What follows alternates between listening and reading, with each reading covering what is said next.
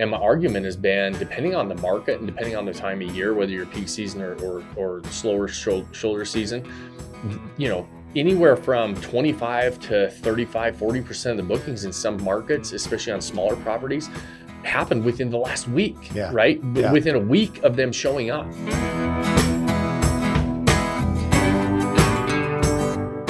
What's up, guys? Welcome to another episode of the Vacation Rental Revolution podcast. I'm your host, Shawn Moore. We're back with Whiskey Wednesday with my main man, Mr. Dave Savolich. Hey, buddy. How you doing, buddy? Hey. Ready to go? I was going to say brother, buddy. I kind of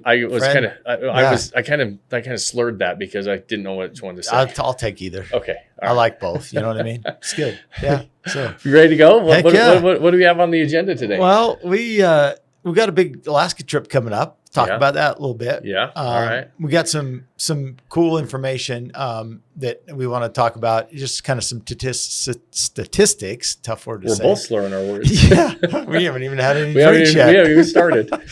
And like we mentioned on our last Whiskey Wednesday, we talked about the Air DNA blog, and there's some good information.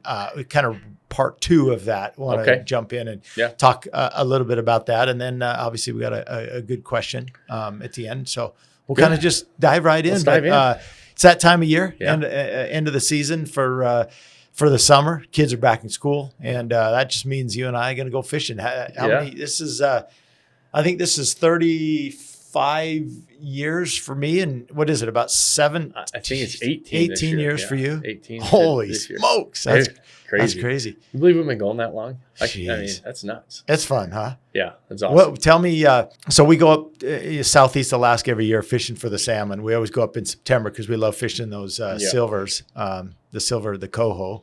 And, we do a little float in the river. We do some, from the shore, and some guys go out in the water. We don't. And Shawn and I get sick, so we don't mess around with that stuff. We don't go in the ocean. We don't have our sea legs yet. No.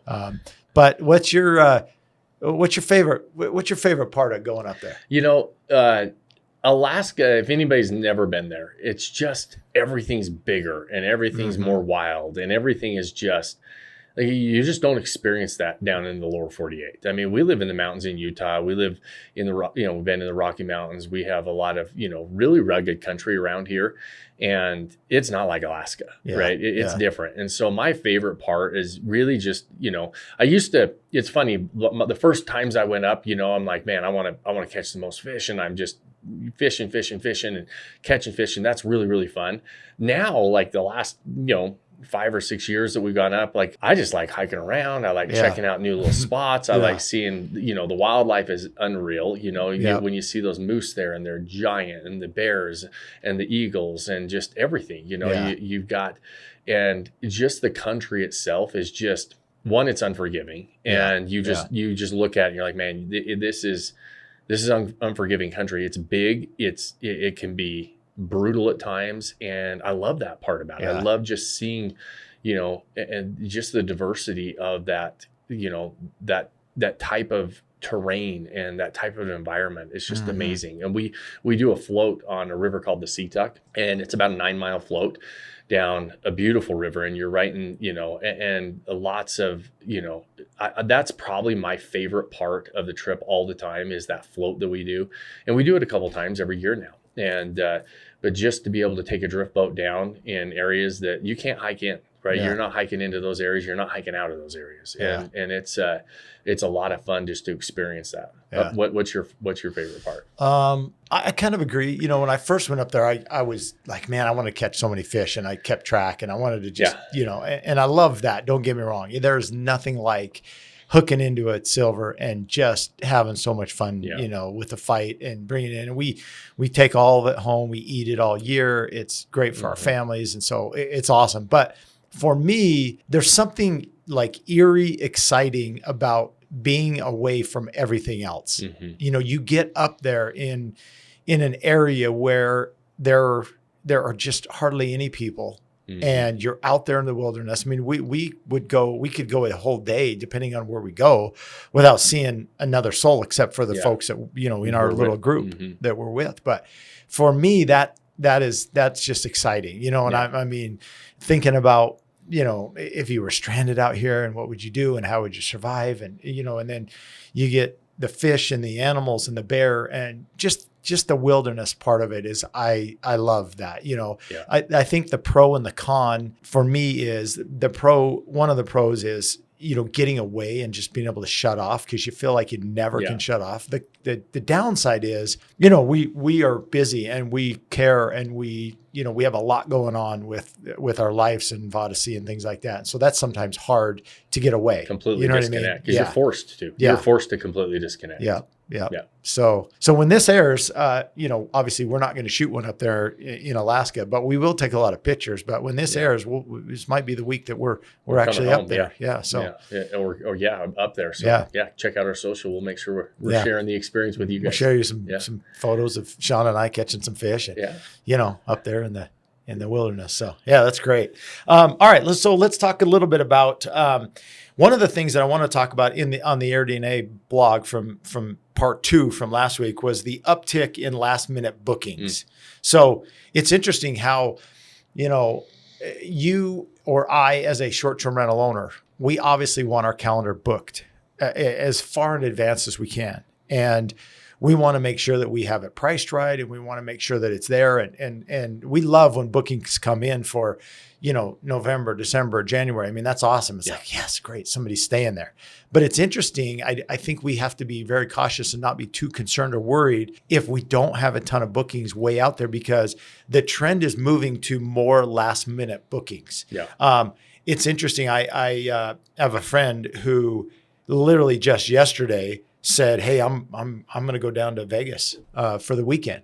And it was kind of a last minute thing. It's like, "Hey, I just think I'm going to take my family down. We're going to drive down. We're going to stay at an Airbnb. And so we're just going to find one and see if it's available this weekend. Let's go." So I think a lot of that is happening recently. So any thoughts on that? Yeah. And it's been a trend that we've seen over the last, year and a half, 2 years, even maybe we're starting to see those last minute bookings creeping up. And, I've spoken on a number of different stages and I've disagreed with a lot of revenue management strategies where, revenue management is a big deal and you should understand revenue management. And a lot of those strategies are, hey, listen, it's way better to discount, at the end of the day than not get a booking altogether. And my argument has been, depending on the market and depending on the time of year, whether you're peak season or slower shoulder season, anywhere from 25 to 35, 40% of the bookings in some markets, especially on smaller properties, happened within the last week, right? Within a week of them showing up. And so if that's the case, if there's a huge portion of the consumers that are booking these properties last minute, why would you discount, 30 days out or 20 days out or 15 days out when you've got a significant portion of the consumers booking within a week, right? And so this is a trend that I think is here to stay.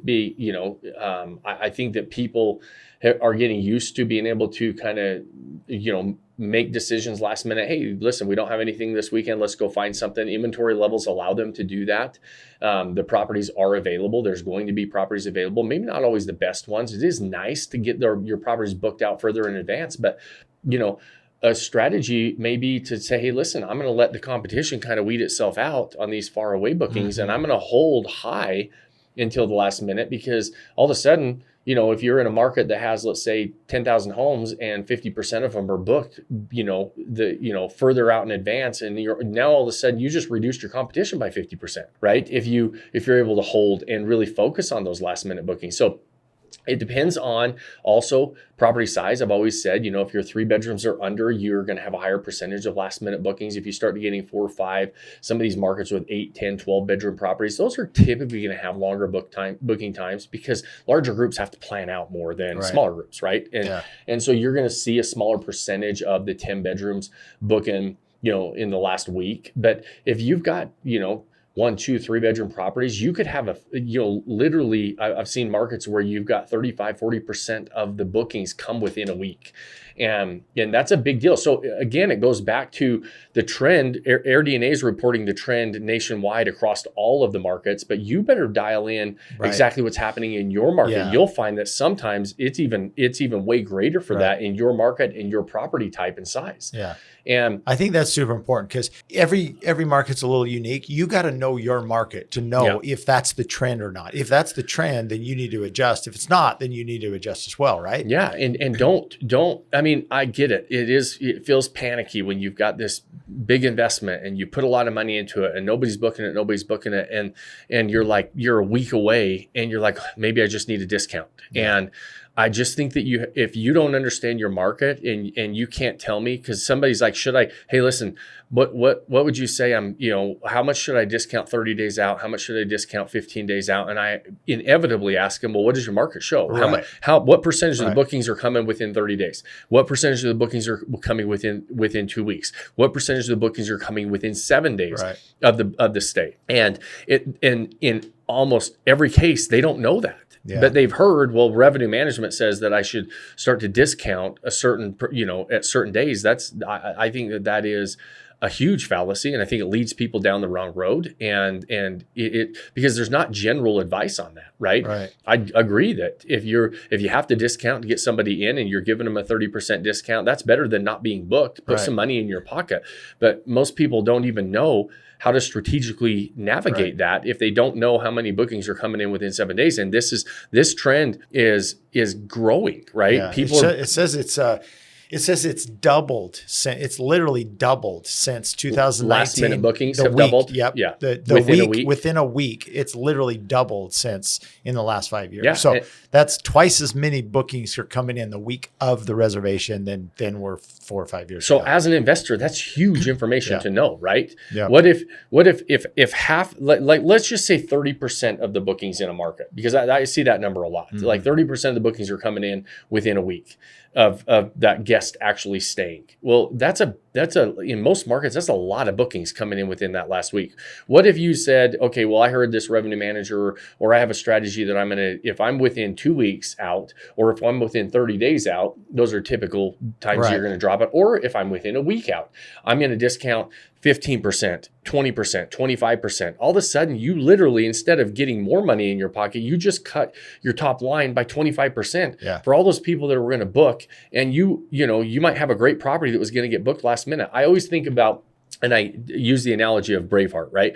When they're all lined up and they're sitting there behind their shields and they've got their spears ready and the enemy's coming, right? They're like itching to go. The English army is on their way. They're coming in droves. They've got all these horses running at them. And William Wallace is sitting there saying, hold. Yeah. And they're like, dude, we got to fight, right? We got to go. And he's just sitting there saying, hold. You kind of have to have that attitude of, I'm holding, because I know that my best chance for success is to actually hold and capture some of those last minute bookings. It's a growing trend.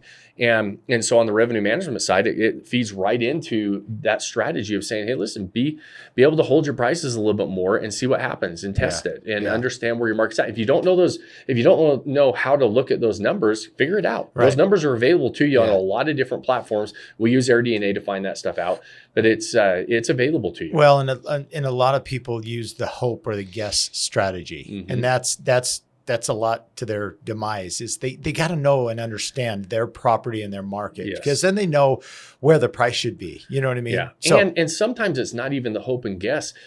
That's one end of the spectrum. The other end of the spectrum is they heard some general advice, or they heard somebody talk about what's working for them in their market, and they think it's applicable across the board in every market and every property type and every property size. That's not the case. Yeah. You have to know how your property, how your market performs, how your property size is going to perform in that market, and all of those different things are going to help you make those better decisions.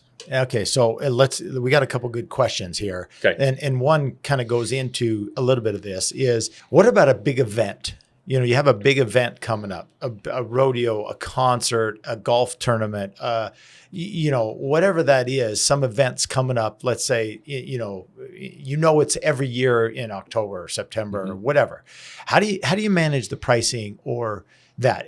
Kind of the same. You got to know the market. You got to know where they're at. You got to know what that is. And there's good tools. There's good price optimization tools. If you're using a property manager, they're going to have those tools in place. If you're managing your own property, you've got Beyond Pricing, you've got Price Labs, you've got Wheelhouse, some of those price optimization tools. They're going to help you understand what the market is trending at for your property size and property type and how much you can push, right? And then you have to employ some of these strategies, saying how long am I going to hold that price? Yeah. Am I going to try to pay my bills for the whole year? Because there's also people that take that strategy in some of the big events. They're like, hey, listen, I've got a property during Super Bowl, and I'm going to charge people 5 and 10 times what I normally would charge. Sometimes you don't get away with that. Yeah. So, and a lot of times they're hoping and praying, they're guessing, right? Mm-hmm. Like you said. And so really all of these decisions should be made with data and looking at the data and looking at what's trending, looking at the pacing and all of those different things so you can make good decisions to put the most amount of money in your pocket. You definitely want to push during those events. Right. But how much? We don't know. You got to look at it. Yeah. Okay. Last question here is, what do you think about the home swap options? So for instance, hey, I have a short-term rental here, but I'm looking for a short-term rental here. I'd swap you, not wives, swap you houses. I wanted you to laugh. If you guys can't see Shawn, he was being a little serious, and I wanted to get him to laugh. Okay, wait me so up. the home. So you're gonna, hey, I have a week here. Okay, could I use yours for a week? You can use mine for a week, type thing. What do you think of that? What do you think of that idea? I mean, it depends on what your property goals are. Yeah. If your goal is to really, leverage your property into great experiences for your family and other properties in other areas, great, awesome. Yeah. You're leveraging an asset that you have into being able to swap nights out so that you can use another property in another area. That's great, right? Yeah. But it's going to affect your revenue. Yeah, it is. But is it going to maybe put some money in your pocket because you don't have to pay for that vacation you just traded for? Yeah. So I think that they're really interesting concepts. And I think that, I had a podcast guest that started up a company that does some of the home sharing and being able to use some of your unused nights and kind of last minute, like we were talking about. Yeah. But those last minute nights might be more valuable than you think they are. And so I think you have to look at it and say, what are my property goals? How do I want this property to perform? What does that do to performance? It's essentially owner usage, whether you stay in that property or somebody else's. And, if you're like, hey, listen, I bought it as a lifestyle asset. I love the personal use. I do that with my properties. I love using my properties. And maybe I'm tired of going to one property, or I say, hey, listen, I would love to try another area and swap that out. It's just basically you using your property and leveraging it for something else. I think it could be a great thing to do depending on your property goals. And I guess you can always negotiate what the terms are with that, but you probably would be responsible for the cleaning fee because that's probably unique to the area, to the size of the property. So, hey, unless it was exactly the same, my cleaning fee is $300, yours cleaning fee is $300. Let's just call it a wash. Typically, you pay for it. You probably pay for the cleaning fee into those type of places. And you typically do when you stay at your own property. Yeah. I mean, you're typically going to still pay. I've never cleaned my own property. I always have the cleaners set it up and get it ready for the next guest, just the same way they would if any other guest stayed there. Yeah. Good.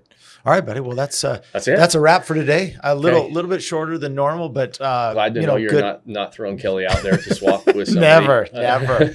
Heck, never. I'm glad. Because I wasn't talking about my wives. I was talking about other wives. Said wives. You know what I mean? Said wife swap. Well, I mean, it's kind of another wife swap. It's not that kind of podcast, Dave. Let's keep it. Hey, I got you to laugh, and you did. I think somebody else probably laughed too on this. You know what I mean? I'm glad. I hope so. That's part of my job is get people to enjoy these things. You know what I mean? Right. Well, on that note, you guys, we appreciate you spending your time with us. We know how valuable it is, and it means a lot that you spend it here with us and listening to this podcast and these episodes. As you know, we don't run sponsorships or ads on these. And so the only way the show grows is if you guys share it. So if you know somebody else that would like to be a part of these conversations, walk into the short-term rental game with their eyes wide open, sometimes get a laugh from Dave, depending on what he decides to talk about, then share the show. And those things help us grow and continue to spread this message and get the word out. So I appreciate that if you would do it. The second favor that I ask is whatever platform you're watching or listening on, those platforms really reward you for reviews and comments. And so give us a thumbs up, review it on whatever platform you're watching or listening on. Those things do help us on those platforms to help us continue to grow the show as well. And the final, most important thing that we ask you at the end of every episode is to pick that one thing you can do today. Start building that life you don't want to take a vacation from. Cheers, my friends. Cheers, brother. Cheers, buddy. Thanks for joining us on this episode of the Vacation Rental Revolution podcast. Share this with other people you think need to hear about it. And don't forget to subscribe and leave us a review. Hey Grace, is there a website? Yes! For more amazing content and expert advice, visit Vodacy.com. Thanks for listening, and we'll see you on the next episode.